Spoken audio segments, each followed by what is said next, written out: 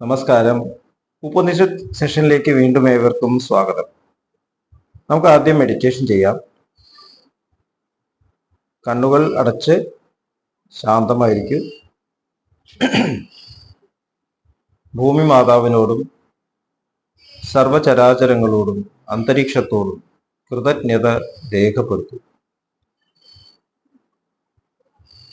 ഭൂമി മാതാവിൽ നിന്നുമുള്ള healing energy കാലുകളിലൂടെ പ്രവേശിച്ച് ശരീരം മുഴുവൻ വ്യാപിക്കുന്നതായും ശരീരത്തിലെ എല്ലാ ഭാഗങ്ങളെയും എല്ലാ കോശങ്ങളെയും റിലാക്സ് ചെയ്യാൻ സഹായിക്കുന്നതായും അനുഭവിക്കും.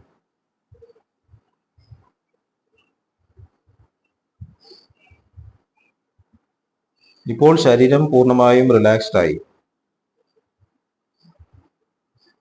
ഈ റിലാക്സേഷൻ ഹൃദയത്തിൽ അനുഭവിക്കും. ശ്വാസം ദീർഘമായി ഉള്ളിലേക്ക് എടുക്കൂ. ഹൃദയത്തിൽ സ്നേഹം നിറയുന്നതായി അനുഭവിക്കൂ. ശ്വാസം പുറത്തേക്ക് വിടുമ്പോൾ സ്നേഹം പ്രപഞ്ചം മുഴുവൻ വ്യാപിക്കുന്നതായും അനുഭവിക്കൂ. ഹൃദയത്തിൽ കുടികൊള്ളുന്ന സ്നേഹത്തിന്റെ സ്രോതസ്സിൽ നിന്നും ഉദ്ഭവിക്കുന്ന ദിവ്യപ്രകാശം മനസ്സിനെ ആകർഷിക്കുന്നതായി അനുഭവിക്കൂ. ആ ദിവ്യപ്രകാശത്തിൽ ധ്യാനം ആരംഭിക്കൂ. മനസ്സിൽ ചിന്തകൾ വരുന്നുണ്ടെങ്കിൽ മൃദുവായി അവയെ അവഗണിക്കുക. ദിവ്യപ്രകാശത്തിൽ ധ്യാനം തുടരുക. Please start meditation.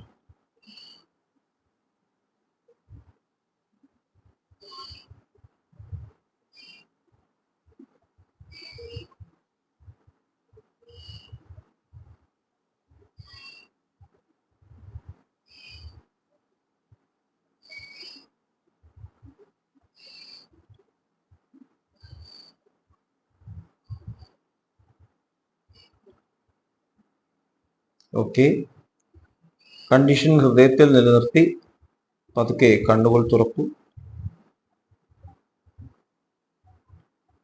എല്ലാവരെയും ഹാർദമായി ഹാർട്ട്ഫുൾനെസ് സഹജമാർ മെഡിറ്റേഷൻ സിസ്റ്റത്തിലേക്ക് സ്വാഗതം ചെയ്യുന്നു. എങ്ങനെ ജോയിൻ ചെയ്യാം എന്നതിൻ്റെ ഡീറ്റെയിൽസ് ഡിസ്ക്രിപ്ഷൻ ബോക്സിൽ കൊടുത്തിട്ടുണ്ട്. നമ്മൾ ഛാന്തോക്യ ഉപനിഷത്താണ് ഡിസ്കസ് ചെയ്യുന്നത്. ഛാന്തോക്യ ഉപനിഷത്തിലെ 4-ാമത്തെ അധ്യായത്തിലെ 2-ാമത്തെ ഖണ്ഡം. തദുഹജാനശ്രുതി പൗത്രായണ ഷഡ് ശതാനി ഗവാ നിഷ്കമശ്വതരതി അതരീരഥം തദാദായ പ്രതിചക്രമേ തം ഹാഭ്യുവാദ. അതിനുശേഷം ജനശ്രുതന്റെ പ്രപൗത്രൻ 600 പശുക്കളെയും ഒരു സ്വർണമാലയും ഒരു പെൺ ഗോവർ കഴുത വലിക്കുന്ന രഥവുമായി അദ്ദേഹത്തിന്റെ അടുത്തേക്ക് തിരിച്ചുപോയി. 2-ാമത്തെ ശ്ലോകം.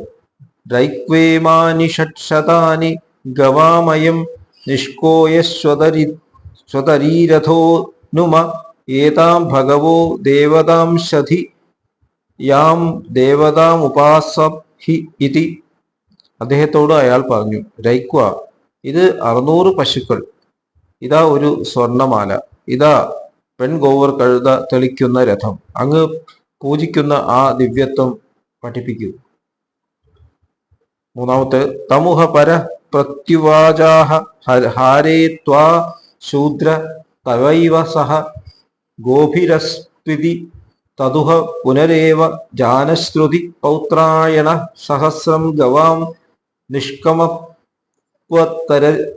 നിഷ്കമത്വരൈരഥം ദുഹിതരം തദാദായ പ്രതിചക്രമേ. അയാളോട് അപ്പോൾ മറ്റേയാൾ പറഞ്ഞു, സ്വർണമാലയും രഥവും പശുക്കളോടൊപ്പം നിന്റേതാവട്ടെ, ഓ ശൂദ്ര. അതിനുശേഷം വീണ്ടും ജനശ്രുതന്റെ പ്രപൗത്രൻ 1000 പശുക്കളും സ്വർണമാലയും പെൺഗോവർ കഴുത തെളിക്കുന്ന രഥവും തൻ്റെ മകളെയും കൂട്ടി അദ്ദേഹത്തിന്റെ അടുത്തേക്ക് ചെന്നു.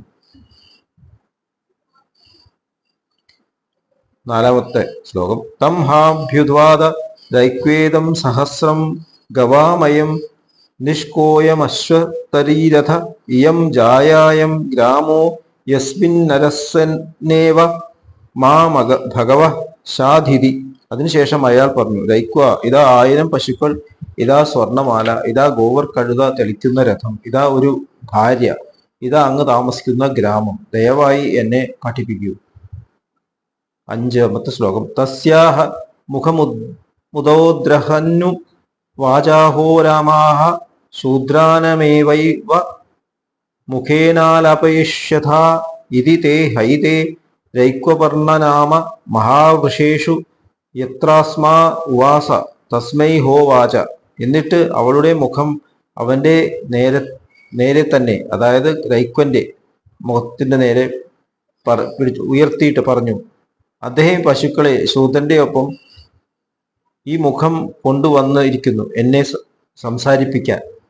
അതുകൊണ്ട് അവയെ രൈക്വപർണ ഗ്രാമങ്ങൾ മഹാവൃഷന്മാരുടെ ജനങ്ങളുടെ കൂടെ അദ്ദേഹം സമർപ്പിച്ച ഗ്രാമത്തിൽ ചെന്ന് അദ്ദേഹത്തോട് പറഞ്ഞു. ഒരു കഥാരൂപത്തിലാണ് ഇവിടെ ഉപനിഷത്ത് വലിയ തത്വങ്ങൾ നമ്മളെ പഠിപ്പിക്കുന്നത്. ഇതിനു മുമ്പേ രഥത്തിന്റെ അടിയിലിരിക്കുന്ന ഒരു വ്യക്തി എന്നുള്ള രൂപത്തിൽ രൈക്വനെ അവതരിപ്പിച്ചു.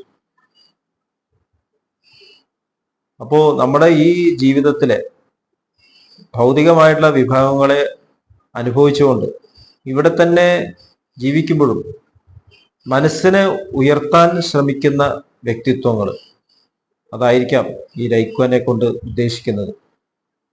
ഭൗതികമായിട്ടുള്ള കാര്യങ്ങൾ ചെയ്യുമ്പോഴും അവര് ചെയ്യുന്ന പ്രവൃത്തികൾക്കൊരു പ്രത്യേകത ഉണ്ടാവുന്നു.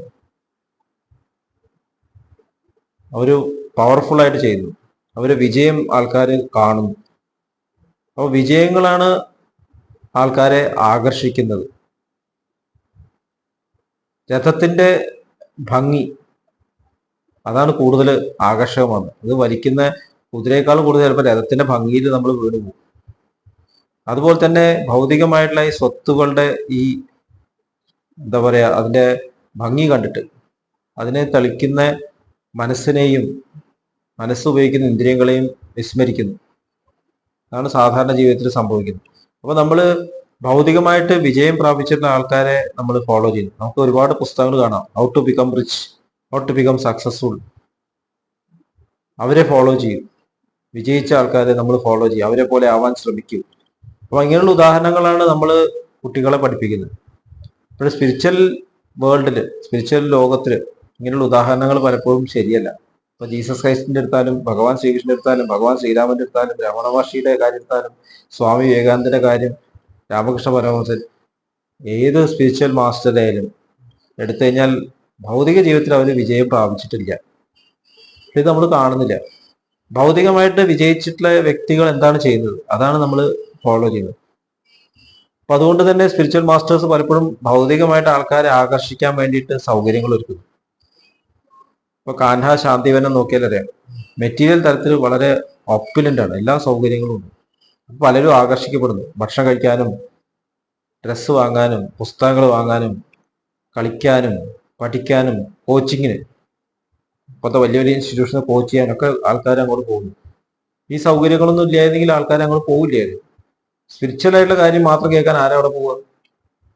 കുറച്ച് ആൾക്കാർ. ഇപ്പൊ ബാബുജി മഹാരാജിന്റെ ഉദാഹരണം എടുത്താലേ എത്ര കുറച്ചു പേരെ പോയിരുന്നു. ഇപ്പൊ ഭഗവാൻ ശ്രീകൃഷ്ണൻ, അദ്ദേഹം ഒരു ചെറിയ വീട്ടിലാണ് താമസിച്ചതെങ്കിൽ ആരും പോവില്ലായിരുന്നു. അദ്ദേഹം സൃഷ്ടിച്ച ദ്വാരക, അതുകൊണ്ടല്ലേ നമ്മൾ ദ്വാരക കണ്ടിട്ട് അത്ഭുതപ്പെടുകയാണ്. അദ്ദേഹത്തിന്റെ മെറ്റീരിയൽ ഓപ്പുലൻസ് ആണ് അട്രാക്ട് ചെയ്യുന്നത്. അദ്ദേഹത്തിന്റെ മെറ്റീരിയൽ ആയിട്ടുള്ള ശക്തികളാണ് ആൾക്കാരെ ഭയപ്പെടുത്തിയത്. അദ്ദേഹത്തിന്റെ വിശ്വരൂപമാണ് അർജുനനെ റിയലൈസ് ചെയ്യിപ്പിച്ചത്. ഇതൊരു സാധാരണ മനുഷ്യനല്ല. അതുവരെ അർജുനനും ശരിക്കും മനസ്സിലായില്ല. അത് അർജുനൻ പറയുന്നുണ്ട്, അങ്ങേ ഞാൻ തെറ്റിദ്ധരിച്ചു, ഞാനൊരു വെറും ഒരു കൂട്ടുകാരെന്ന രീതിയിൽ അങ്ങയോടൊപ്പം കളിച്ചിട്ടുണ്ട്, തമാശ പറഞ്ഞിട്ടുണ്ട്, ചിലപ്പോൾ കളിയാക്കിയിട്ടുണ്ട്, എന്നോട് ക്ഷമിച്ചാലും എന്നൊക്കെ പറയുന്നു. അപ്പോൾ നമ്മളെപ്പോഴും മെറ്റീരിയൽ തലത്തിലാണ് നിൽക്കുന്നത്. അപ്പൊ ഇവിടെയും മെറ്റീരിയൽ തലത്തിൽ ആകർഷിക്കാൻ വേണ്ടിയിട്ട് അതിന് വേണ്ട കാര്യങ്ങൾ കൊടുക്കുകയാണ് ജ്ഞാനശ്രുതി. അങ്ങനെയാണ് എനിക്ക് മനസ്സിലായിട്ടുള്ളത്. അപ്പൊ ആദ്യം കുറച്ച് കാര്യങ്ങൾ കൊടുത്തു, അതുകൊണ്ട് പുള്ളി പറഞ്ഞ് തിരിച്ചു പോയിക്കോളാൻ പറഞ്ഞു, ശൂദ്ര തിരിച്ചു പോയിക്കോളാൻ പറഞ്ഞു. പിന്നെ ഒരു പെൺകുട്ടീനെയും കൊണ്ടുവന്നു, പിന്നെ ഒരു ഗ്രാമം കൊടുത്തു. അപ്പോ സംസാരിക്കാൻ തയ്യാറാവുന്നു. അപ്പൊ ഇത് രണ്ട് കാര്യങ്ങൾ നമുക്ക് പഠിപ്പിക്കുന്നു. മെറ്റീരിയൽ ആയിട്ടുള്ള കഴിവുകളുള്ള ആൾക്കാർ മെറ്റീരിയൽ ആയിട്ടുള്ള കാര്യങ്ങൾ പൂർണ്ണമായിട്ടും സമർപ്പിക്കണം ഒരു ടീച്ചറെ സംസാരിപ്പിക്കാൻ. എങ്കിൽ മാത്രമേ അവർക്ക് മനസ്സിലാവുള്ളൂ ഇദ്ദേഹം എല്ലാം വിടാൻ തയ്യാറാണ് എൻ്റെ അടുത്ത് നിന്ന് പഠിക്കാനായിട്ട്. അപ്പോഴേ അവർ സംസാരിക്കും. അവർ പ്രധാനപ്പെട്ട കാര്യങ്ങൾ മാറ്റി വയ്ക്കുമ്പോൾ അത് കേൾക്കാൻ തയ്യാറാവില്ല. രണ്ടാമതെന്ന് പറഞ്ഞാൽ ഒരു ഗുരുനാഥൻ ഇത് സ്വീകരിക്കുകയാണെങ്കിൽ, ഒരു ഗുരുനാഥൻ എന്ന് പറയപ്പെടുന്ന ആൾക്കാർ ഇത് സ്വീകരിച്ചിട്ട് അതിൽ മാത്രം അട്രാക്റ്റ് ആയിരിക്കാൻ അങ്ങനെ ഒരാൾ സ്പിരിച്വൽ മാസ്റ്റർ അല്ല എന്ന് നമുക്ക് മനസ്സിലാക്കാം. അവരത് സ്വീകരിക്കുന്നു, അത് എല്ലാവരെയും നന്മയ്ക്കായിട്ട് ഉപയോഗിക്കുന്നു. അങ്ങനെയാണെങ്കിൽ അത് തീർച്ചയായിട്ടും ഒരു സ്പിരിച്വൽ മാസ്റ്ററാണ്. അവർ സ്വീകരിച്ചിട്ട് അവർക്ക് സൗകര്യങ്ങൾ വർദ്ധിപ്പിച്ചിട്ട് അവരുടെ കാലിൽ തുടങ്ങണം, അവരെ ഫോളോ ചെയ്യണം എന്ന് സൂചിപ്പിക്കുകയാണെങ്കിൽ നമ്മളൊന്ന് പിൻവാങ്ങണം എന്നുകൂടിയും സൂചനയുണ്ട്. അപ്പൊ നമുക്ക് ഇവിടെ ചെയ്യുന്ന പ്രവൃത്തികളുടെ ഇഫക്റ്റുകൾ ഹയർ ലെവലിലാണ് എന്നുള്ള ഒരു തിരിച്ചറിവ് നമുക്ക് വേണം എന്നുള്ളതാണ് ശാന്തോപനിഷത്ത് നമ്മളെ പഠിപ്പിക്കുന്നത്. ഇത്രയും പറഞ്ഞുകൊണ്ട് ഇന്നത്തെ ഡിസ്കഷൻ ഇവിടെ അവസാനിപ്പിക്കാം. അടുത്ത സെഷൻ വരെയും വിട വാങ്ങുന്നു. നന്ദി, നമസ്കാരം.